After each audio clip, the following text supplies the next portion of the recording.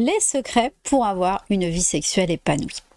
La sexualité, ça s'apprend, ça demande de se confronter à ses croyances, de traverser ses peurs ou sa gêne, de rester à l'écoute de ses sensations, d'explorer sa sensualité, de cultiver son imaginaire érotique et, on va dire, de réussir à lâcher prise. Mais avant, bonjour à tous, bienvenue sur ma chaîne. Pour ceux qui ne me connaissent pas, je suis Sylvie, love coach spécialisée dans les relations amoureuses pour les célibataires, mais aussi pour les couples. Et je suis très heureuse de vous retrouver pour ce nouveau sujet. Alors la sexualité fait partie de la vie. Par conséquent, le fait qu'elle se déroule bien ou non a un impact sur notre état d'esprit. Avec le temps, la sexualité dans le couple évolue au fil des relations. Les rapports se font peut-être moins fréquents. Pour certains, le désir se transforme et une certaine routine peut se mettre en place. Pour autant, la sexualité reste un pilier important pour l'épanouissement du couple. Être heureux en couple, ça inclut la sexualité, qui est très importante pour une raison simple. La sexualité fait le couple, d'accord? Vous pouvez partager des loisirs, des vacances, un logement, des pensées, des fous rires. Si vous n'avez pas de sexualité, vous n'êtes pas un couple. Alors, faire vivre et épanouir votre sexualité, c'est presque un devoir si vous souhaitez que votre couple dure par plaisir et non pas seulement par décision. Une sexualité épanouie demande un engagement total de soi dans ce contact avec l'autre. Et quand je dis total, ça veut dire un engagement des sensations de son corps, des émotions de son cœur, de ses sentiments et être libre, on va dire, de toute pensée et de toute peur, etc. D'accord ? La problématique, on va dire, numéro 1 des couples, c'est l'absence de désir. Alors le désir ne s'ordonne pas, ne se commande pas, on va dire qu'il est sauvage. La sexualité, c'est un espace où chacun doit pouvoir s'exprimer et ça sans peur et sans crainte. Et pour ça, comme on va dire dans toute relation, on a besoin de confiance, de respect et on va dire d'une dose de surprise. En gros, de jeu.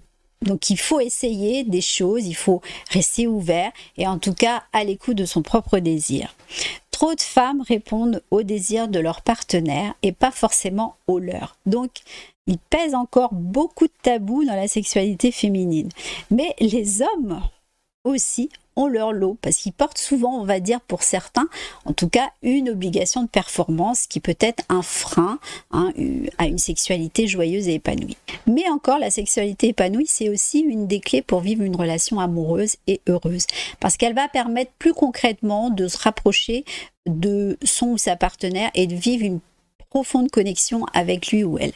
Et les partenaires doivent être satisfaits et ne doivent pas ressentir de frustration qui pourrait être liée à une abstinence et même longue. Eh bien oui, parce que ça arrive parfois, puisque nos vies personnelles, familiales, professionnelles sont aussi généralement bien remplies. Donc c'est parfois difficile de pouvoir se retrouver et de prendre du temps pour soi et pour le couple. La sexualité va permettre donc de s'accorder un moment ensemble, sans distraction, pour retrouver la complicité et le désir d'être avec son conjoint.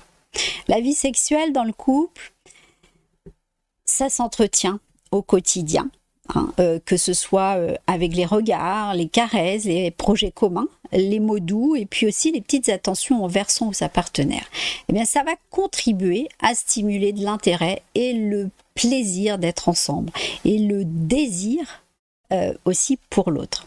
Et puis, regardez aussi quel baiser, quelle caresse il ou elle vous fait.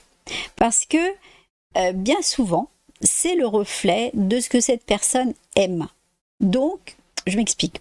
Quand on est amoureux, pendant l'amour, on cherche à faire plaisir et on se dispense parfois de ce qui nous semble le plus agréable, c'est-à-dire ce qu'on apprécie le plus nous-mêmes. Donc si votre partenaire vous caresse l'épaule, les cheveux, si il ou elle vous embrasse les pieds ou le dos, eh bien c'est que c'est quelque chose qui lui est très agréable. Et puis sinon, si aborder la sexualité est parfois délicat, communiquer sur ses désirs, mais aussi sur ses envies, c'est essentiel pour aller de l'avant, pour, on va dire, éviter les frustrations, l'incompréhension et puis aussi les problèmes de couple. Donc, il faut, on va dire, il faut vous écouter, tout simplement. Hein. Si vous éprouvez un sentiment de déception, de lassitude ou encore peut-être de dégoût, alors c'est que quelque chose ne vous convient pas. Donc réfléchissez à ce qui génère cette sensation, mais aussi à ce qui pourrait la régler, d'accord ? Pour que la communication soit efficace, la franchise, eh bien, c'est indispensable. Parler dans des termes simples, ça va éviter aussi les mauvaises interprétations, parce que le sexe s'améliore quand vous pouvez dire à votre partenaire, eh bien, ce que vous voulez au lit. Personne ne peut lire dans vos pensées où vous aimez être caressé, embrassé ou attrapé. Dire ce qui vous excite va pouvoir vous aider tous les deux pour être plus détendus et c'est bien sûr à obtenir en tout cas le plus un grand plaisir. Donc c'est vraiment important d'exprimer ce que vous aimez. D'accord ? L'autre ne peut pas le deviner. Et si votre partenaire exprime un souhait, un changement, un désir, aucun de vous, en tout cas, ne doit se sentir obligé de dire oui pour faire en tout cas plaisir à l'autre. Vous pouvez essayer, bien sûr, hein, ça ne dérange en rien, mais le ou la partenaire ne doit pas chercher à faire du forcing en gardant le privilège de son bien-être, d'accord, au détriment, en tout cas, de l'autre et inversement. L'entente sexuelle, c'est aussi une co-responsabilité dans l'intimité partagée et donc ça va être issu d'ajustements qui seront certainement mutuels et puis aussi réguliers. Ça demande parfois, c'est sûr, des efforts, mais surtout d'oser en parler et de communiquer. Ensuite, pour entretenir le désir, eh bien, on dit que le meilleur sexe, c'est celui qui survient spontanément. Mais parfois, l'excitation d'anticiper mentalement la situation, on va dire par jeu, eh bien, ça peut donner aussi du temps, un temps qui sera bon pour un élan à la rencontre qui sera physique. L'anticipation sexuelle, c'est particulièrement important, en tout cas surtout pour les femmes. Alors c'est un petit peu comme un rituel, une préparation. Bien évidemment, le sexe spontané, c'est très bien aussi. Mais la préparation donne une petite chose en plus et en général, ça laisse la place à ce que nous sommes prêtes à faire pour augmenter le désir sexuel. Et cette petite préparation, elle pourra laisser une relaxation, on va dire, plus grande pour justement donner la possibilité d'obtenir un plaisir beaucoup plus total et beaucoup plus grand. En tout cas, l'important, c'est de profiter de chaque instant et puis dans le même registre, on a la confiance en soi en prenant soin de soi.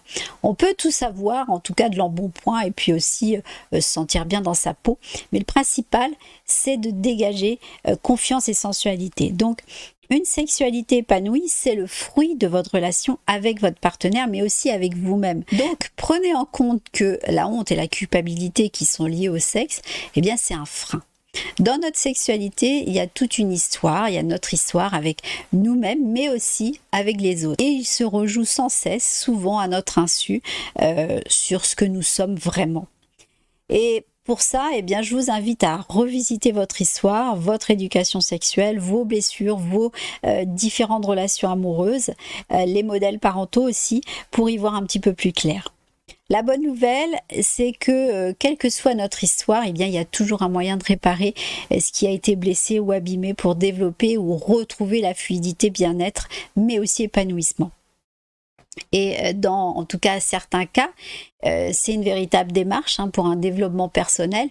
Et quand ça devient, on va dire, trop compliqué, donc je dirais pourquoi pas en parler avec un thérapeute pour vous sortir de cette croyance. C'est un pas, en tout cas, de plus vers votre épanouissement sexuel. Une sexualité épanouie, ça passe aussi par apprendre à s'aimer.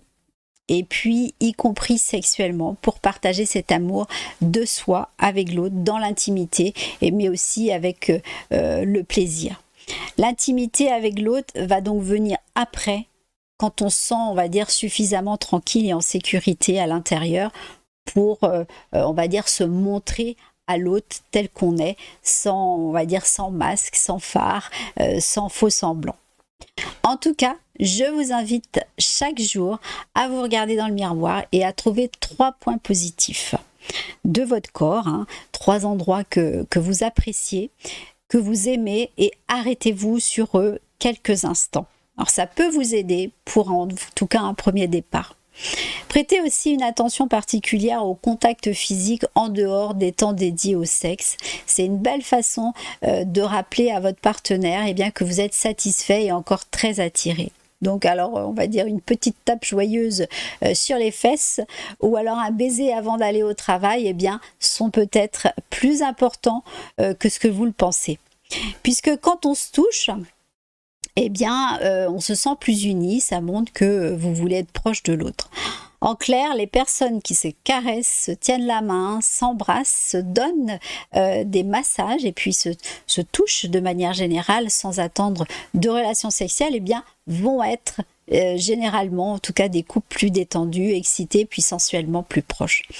Et voilà, on est arrivé à la fin de cette vidéo. J'espère sincèrement qu'elle vous a plu et surtout qu'elle vous a été utile. N'oubliez pas de partager, liker, votre soutien et vos retours sont toujours précieux, en tout cas pour moi. Merci d'avoir pris le temps de regarder ce sujet. Prenez soin de vous et je vous dis à très bientôt pour de nouvelles aventures sur l'amour et les relations.